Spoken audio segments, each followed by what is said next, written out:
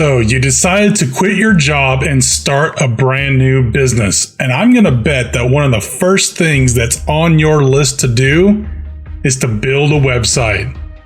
In this video, I'm going to explain to you why it's not a great idea to get started with a website right away.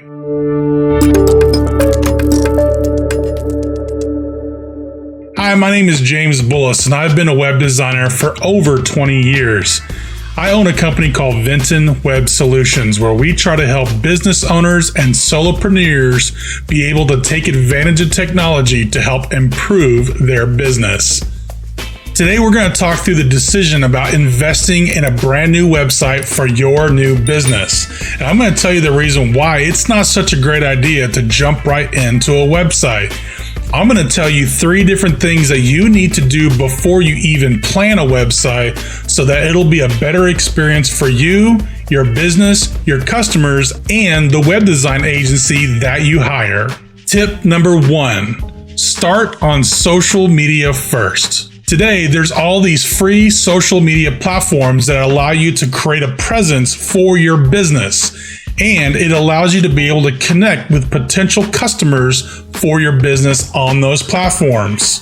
Because those platforms are free, I always encourage people to get started using those free platforms first so that you can understand more about your business before you commit to investing in a website. The first step is to choose the right platform, and in order to do that, you need to understand where your potential customers are. If your business is primarily B2B, where you're going to be trying to sell your products and services to other business owners, I recommend that you start on LinkedIn. But if your business focuses more on selling your products and services to end customers, then I recommend getting started on either Facebook or Instagram. The reason why you want to start with a single platform is so that you don't stretch yourself too thin. What you want to do is you want to be able to start building an audience on that platform of your potential customers. The purpose behind starting on social media and on a single platform is so that you can begin to start collecting data so that you can make decisions based on data instead of your gut. So simply pick a single social media platform for you to get started on so that you can get to understand who your audience is before you go and invest your resources like your time, money, and energy into something that's not going to work. Now it's time for tip number 2. Tip number 2 is all about understanding who your market is. When you invest in a brand new website for your business, the number one thing you need to realize is who your market is so that you can create a website that's built specifically for them. The first thing you should know about your potential market are their demographics. These are things about who they are.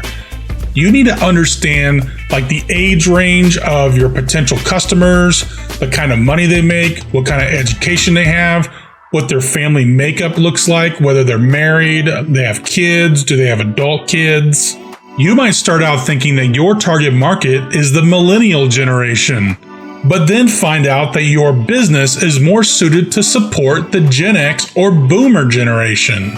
The way that you market to these generations is completely different, so it's important for you to understand who your best customer is so that you can then create an online presence that's geared specifically for those people.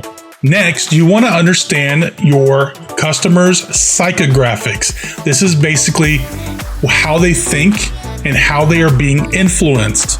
So things you want to know about psychographics are going to be like, who's influencing them? What kind of gurus do they listen to? What kind of books do they read? What kind of conferences do they go to? Understand their psychographics allows you to really dig deep into the mentality of your potential customer.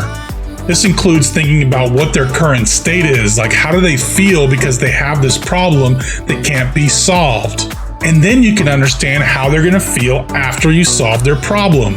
Which brings us to the last part about understanding your potential market, and that's called levels of awareness. Some people understand they have a problem and they don't know that you have a solution. So you want to create content that speaks to that solution solving their problem. Other people don't even know they have a problem. So what you want to do in that case is create content that helps educate them that this potential problem exists and that your solution can help solve that problem that they don't even know that they have.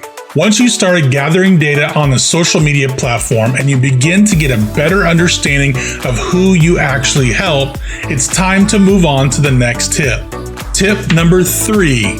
It's all about understanding what your customer wants.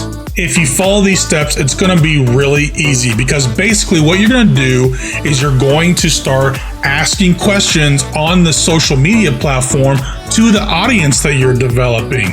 And you might just get a few little responses, but those responses are going to be golden because when you ask questions and they respond, that's going to allow you to get a better, deeper understanding of not only who your audience is, but what they want from you. As you begin to understand this better, you'll be able to create products and services that are specifically geared for them.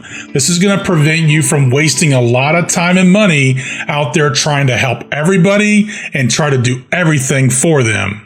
Once you understand this and you understand how they feel before your product and what the outcome is going to be after your product, it's time to truly understand the power of transformation. What you offer to this world can transform somebody's life. And so as you begin to ask these questions and get to know who your audience is, you're going to see that when you apply your solution, they're going to go from one state to another state. And that is the power of transformation. Well, that's my 3 tips for you today to help you understand why you shouldn't go and invest in a website right away just after starting your business, because you really need to understand who your market is, what they want, and you're going to do it by collecting data through a single social media platform. Once you've completed these steps and you're ready to move on to building a brand new website for your business, it's time to start planning so that when you choose a web design agency, the process will be seamless. To help you out, I've created a website planning guide that you can download from the link in the description below. Just click that link. You'll be able to go through the process. You'll be able to understand how to properly plan out your website so that when you choose your web design agency, your new business website is sure to be a winner. Have a great day.